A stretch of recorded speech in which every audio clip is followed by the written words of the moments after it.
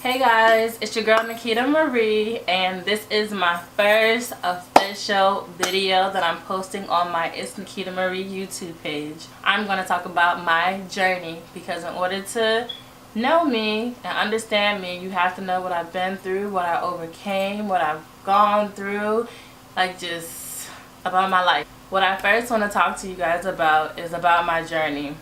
Many of you know, but some of you don't know, I'm a breast cancer survivor. I used to watch TV, used to see my favorite artists on TV, dancing, everything. I was like, you know what?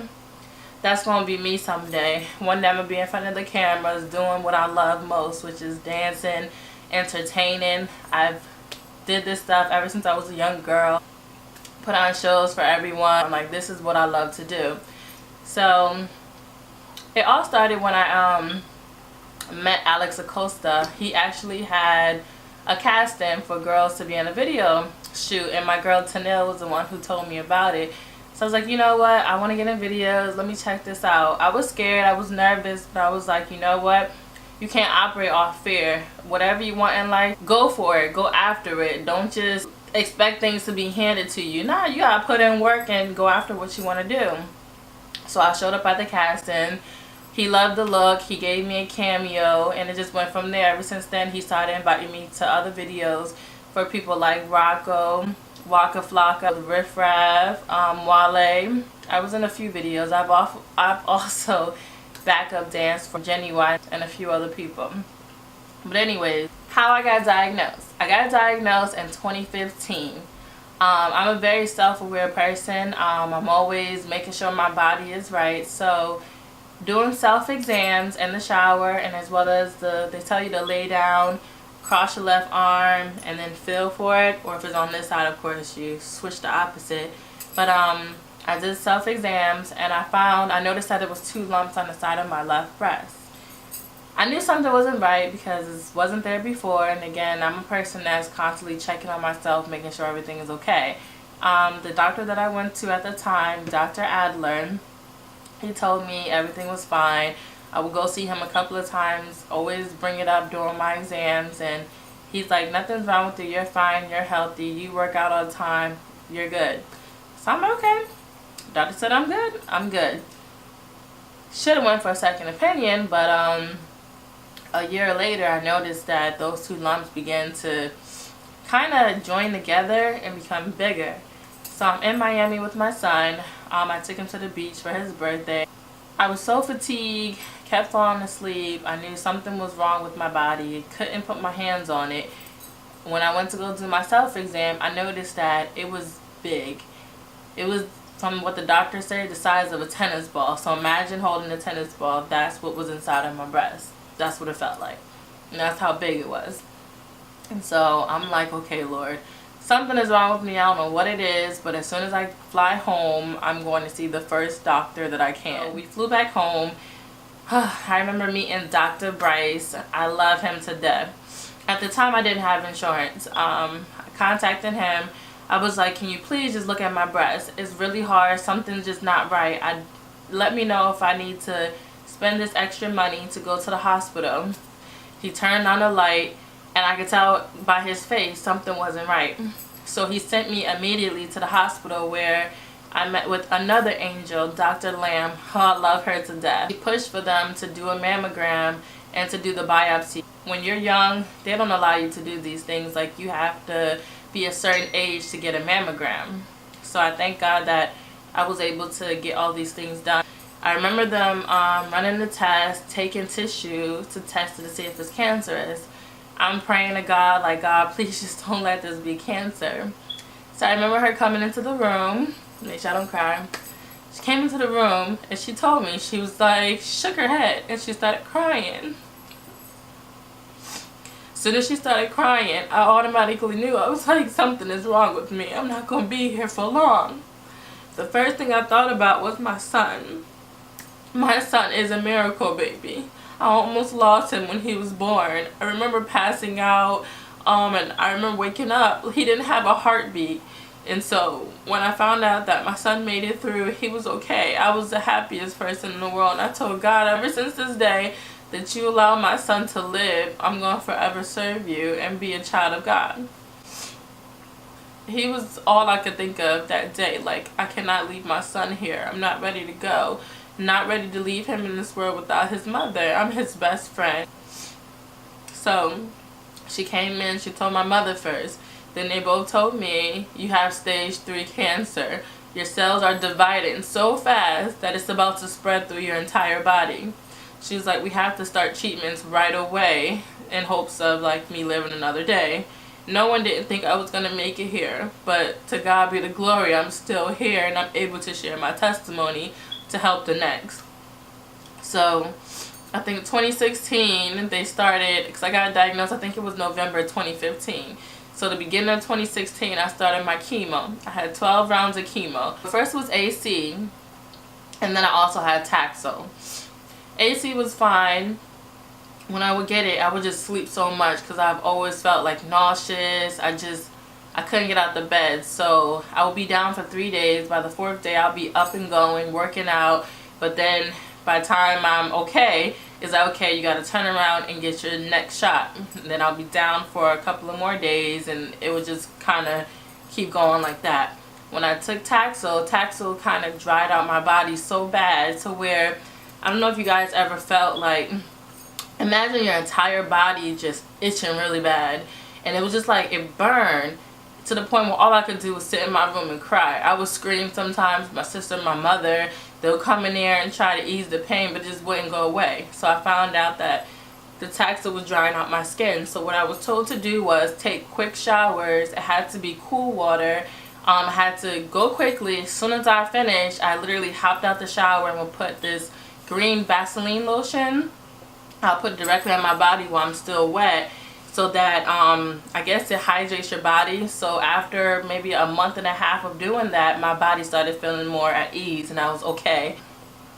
After I finished my rounds of chemotherapy, it was surgery time. I had a full bilateral mastectomy done by Dr. Cohen's, who's an amazing doctor. I love Dr. Cohen's. But yes, he removed the cancer cells. And after that, I had to have full breast reconstruction, of course. I chose to go the implant route because the cells were basically kind of spreading in my body. So the best option would be to get a clean out and just basically start over. So I allowed them to do the bilateral mastectomy to both of my breasts. Shout out to Dr. Collins for removing the cancer and getting your girl back healthy. After that, I had to get radiation. I talked to Susan. She did my radiation.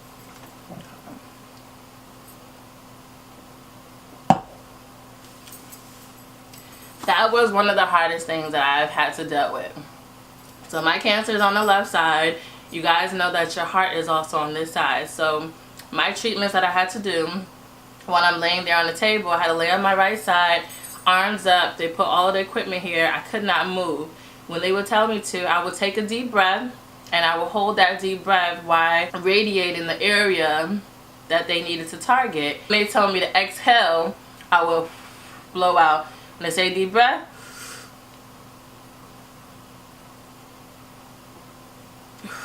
then I will blow out. So I would have to hold my breath for as long as I can without letting it go. But once I did, of course, they had to stop because, again, it's so close to my heart. They didn't want to target that area. So my treatments were very hard for radiation, but I thank God I was able to make it through. They allowed you to play your own music. They ask you what you want. So Brianna Babinox, I think her new name is, don't quote me, but she got married. Congratulations to you. But your album saved my life. I remember playing the whole album while I'm in there, and I played it each time I would go there because I had 6 weeks of radiation. Every day radiation, Monday through Friday.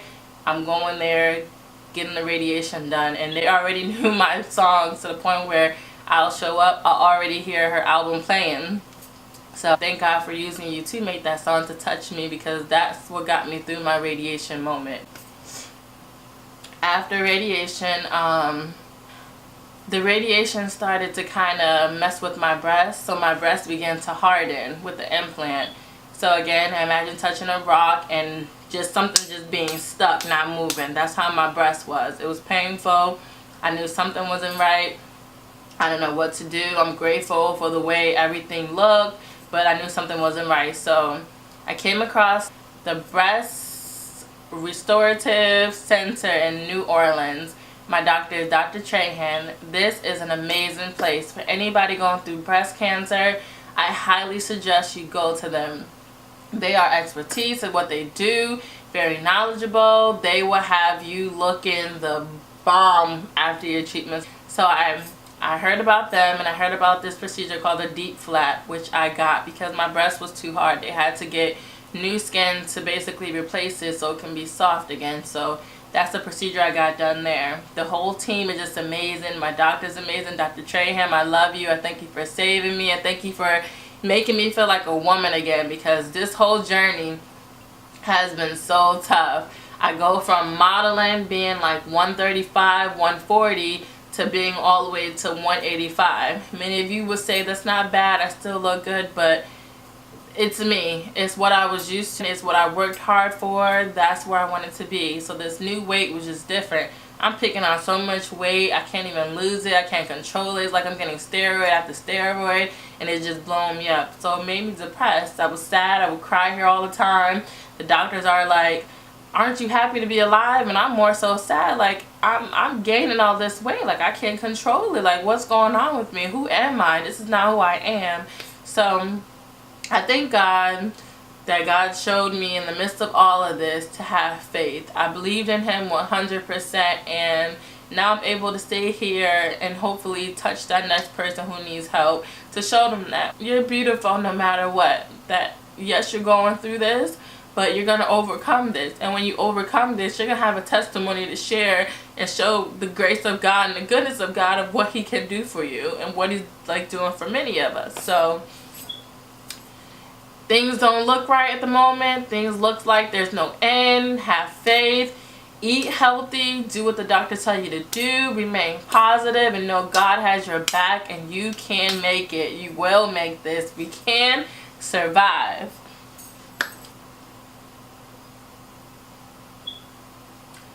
Life after cancer.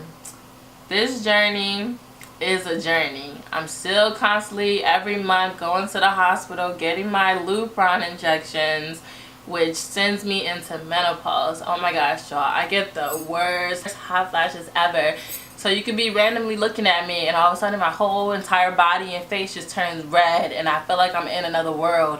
I'm like looking around like, okay, what's going on in my body? Next thing you know, I'm hot, I'm sweating, it's off, it's on, going through that kind of thing. And don't get me wrong, I'm happy to be alive, but it's one of the worst experiences ever, just getting hot. That's why I just rather not have no clothes on. So if y'all see me wearing these little shirts and stuff, because your girl needs some air to come up in here, that's why. But resources, I want to help all you guys going through cancer. The first resource that I know is it's a place called Cleaning for a Reason. They will clean your house for free 4 times. You can do once a month, however you want to do it. But no matter where you live, they'll locate a cleaning service in your area and will basically clean your entire house for you. So I highly recommend checking into that because they're doing an amazing job. Cancer Society. If you guys are ever going to donate, please donate to the Cancer Society. They have these hope lodges where they let people stay for free to have surgery, get chemo, all over the world. I stayed there when I had my surgery in New Orleans. They are amazing. The things that they provide for people, the things that they do. If you ever are going to donate, please donate to them. I'm sorry, but what is it called? The foundation where everybody walks all the time for them. What is it called? I cannot think of the name. I think that's God telling me not to say the name. But it's a major company that's like all over the place. They want you to donate. They do these little relay races for them. But I remember walking for them one year and not knowing that I was going to be a victim of it the next year. I donated. I grabbed everybody together like, we're going to support breast cancer. So then when I got hit with breast cancer the following year, I'm like, you know what? Let me contact them. Maybe they know some resources or something that can help me out.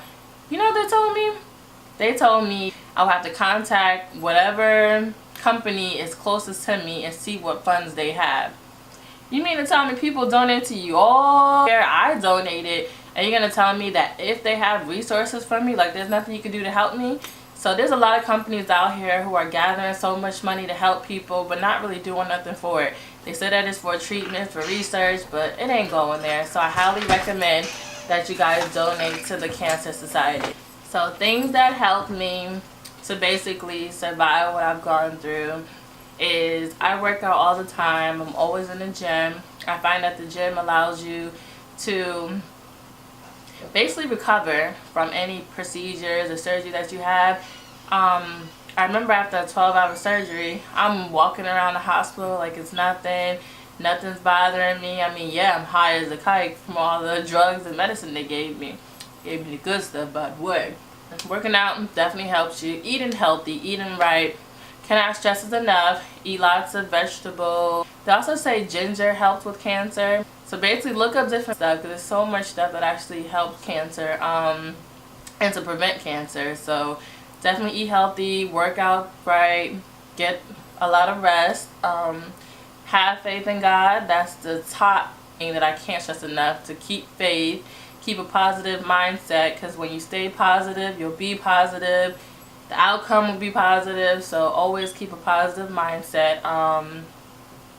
And just don't allow cancer to just basically consume you. People think that, and I thought it, so people think that when you get hit with cancer, that it's over for you. No, it's not over for you. Get the mindset to fight. Fight for your life. Fight for those around you.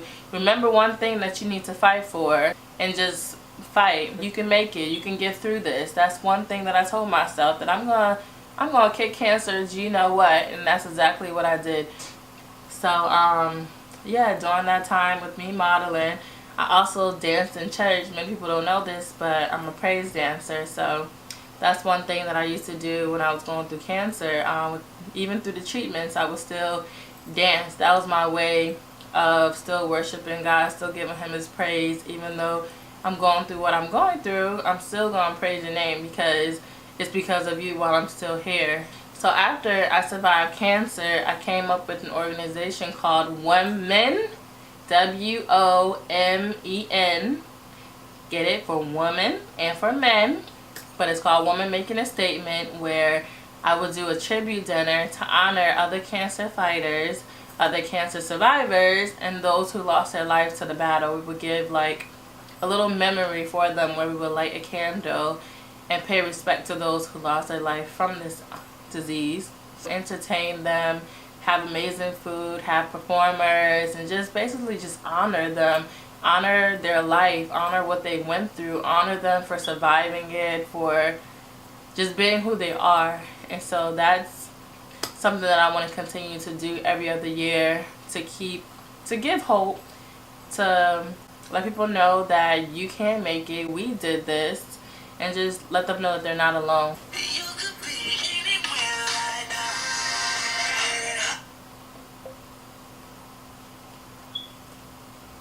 She messing up our video, y'all. Girl, didn't I just tell your butt that I'm doing a video? Going through cancer was one of the hardest moments in my life. Cancer could have broke me, but instead cancer actually made me into the woman I am today. I used to care about my appearance, care about the way I look. I just care about all of that, but going through cancer lets you know that all of that could be taken away at any second. So it made me love who I am inside. Cancer also taught me to have more faith in God. I found myself reading more, just getting that personal connection with Him again. So I would constantly stay in my word, constantly pray to Him, just basically give Him more time, because it is God who actually allowed me to make it through what I've gone through.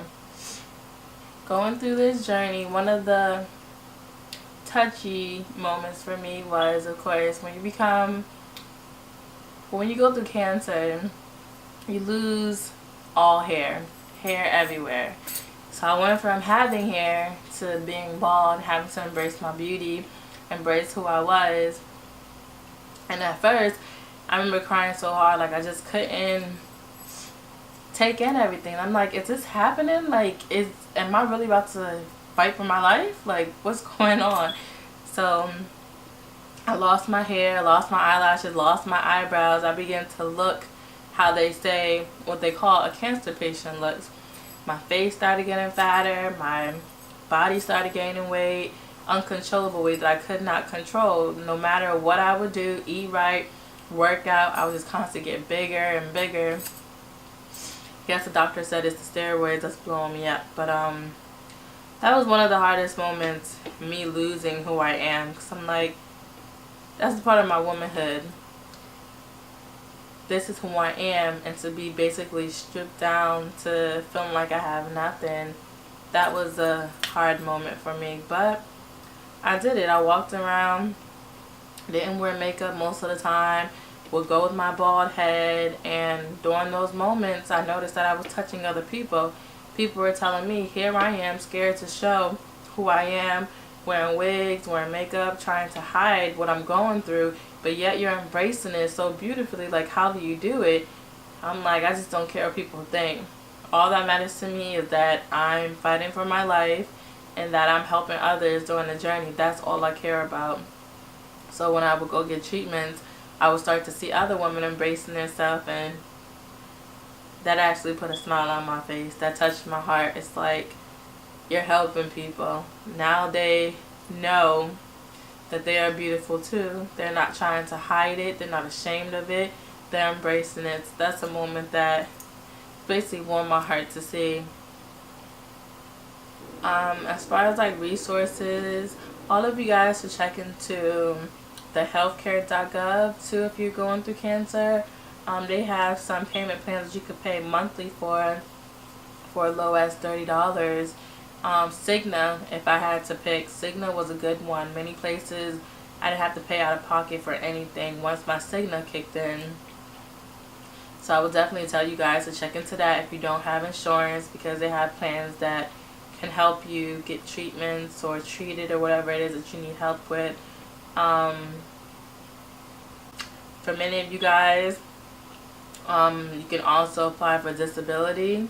They'll allow you to get checks a month that will help you out with things, because many people don't know this, but cancer costs so much. Just for one cancer treatment, it's like $26,000. Just for my Lupron shots, like $1,600. You get different hospital bills coming here and there. You got to pay for the hospital, then pay for the doctor who saw you at the hospital. It can get pretty expensive. But what I want to tell you guys is, don't allow the amount or how much you owe, don't let that affect you. Everything will work itself out. Just focus on doing what you need to do to continue to fight, to continue to get better. And just, many of you don't know, but you can fill out for financial assistance at the hospital, at the doctor offices. They have them. People just don't ask. So ask for financial assistance. Sometimes they'll wipe out the bill, or sometimes they'll work with you to pay a lower amount or to pay it. So definitely look into that. I know it's getting a little stuffy now. Trying to think what else. Just want to thank everybody that's been there for me through my journey. Those who called, those who text, those who came by. Like, your support was greatly appreciated.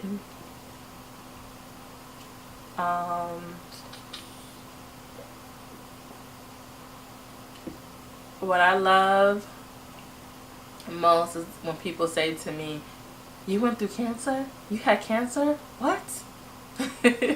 So no, yes, you can still be going through cancer and still look beautiful. I can tell you, stay in the gym. The gym definitely helps, especially with the Lupron shots. For those who get like joint pains, definitely working out. That will also help you. Trying to think what else I want to talk to you guys about.